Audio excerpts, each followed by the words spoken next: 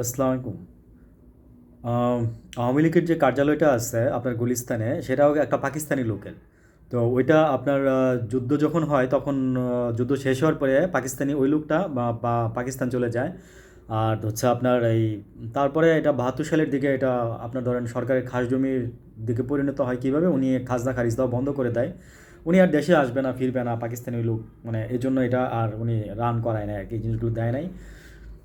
তো এটা আপনার গণপূর্ত মন্ত্রণালয়ের আন্ডারে ছিল, গণপূর্ত ভবন যেটাকে আমরা বলি। তো যারা মানে নিশ্চিত করে আর কি, অনেকের বাসস্থান নিশ্চিত করে, যাদের এটসেট্রা।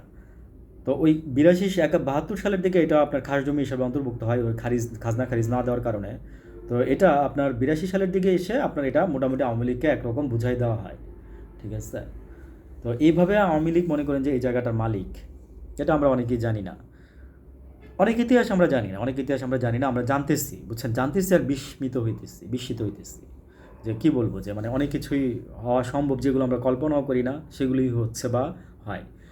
তারপর দেখেন তখনকার সময়ে আপনার শেখ মুজিবুর রহমান কিছু কাজ করছে যেগুলো হচ্ছে বিহারিদের আপনার দেয় নাই, মানে কি বলবো যে নাগরিকত্ব দেয় নাই।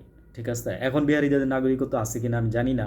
যদি না থাকে আমি বলবো যে এই সরকারের আমলে এই যে ভোটার হচ্ছে তাদের, কারণ আমাদের দেশে আমাদের কি হিন্দু, আমরা কি খ্রিস্টান, কি বৌদ্ধ, কি মুসলিম, আমরা সবাই এখানে বাংলাদেশের নাগরিক। আমি চাই যারা বিহারি যারা আছে তাদেরকে নাগরিকত্ব বাংলাদেশে দেওয়া হোক, কারণ তারা এই দেশেই জন্মাইছে, এই দেশেই তাদের হয়েছে।